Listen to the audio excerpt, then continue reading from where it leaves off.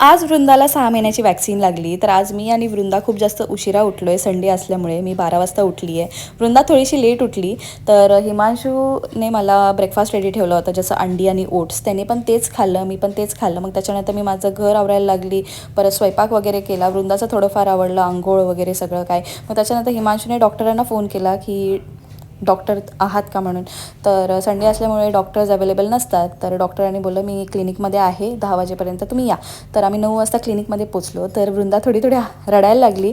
मी तिला थोडंसं शांत केलं. मग त्याच्यानंतर डॉक्टरांनी तिला बेडवरती ठेवलं आणि तिला वॅक्सिन द्यायला त्यांनी सुरुवात केली.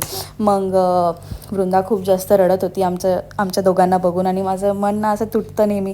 तिला वॅक्सिनला मी का आणते, पण ते तिच्यासाठी चांगलं आहे हेच मी थॉट ठेवते हमेशा, की ते तिच्यासाठी चांगलं आहे म्हणून.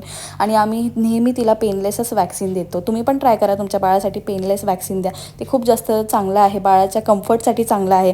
बाळाला ताप वगैरे येत नाही, बाळाला त्रास होत नाही. म्हणून महाग आहे पण खूप जास्त चांगलं आहे. तर डॉक्टरांनी आम्हाला जी मेडिसिन द्यायला सांगितली ते मी तिला दिलं. तिच्याशी थोडंफार खेळली, तिला शांतपैकी झोपवलं मी. मग त्याच्यानंतर आज मी काही जेवण नव्हतं बनवलं होतं, तर हिमांशूने बोललं की मी बाहेरून ऑर्डर करतो जेवण. तर असा होता आमचा आजचा दिवस. चला तर भेटूया नेक्स्ट व्हिडिओमध्ये.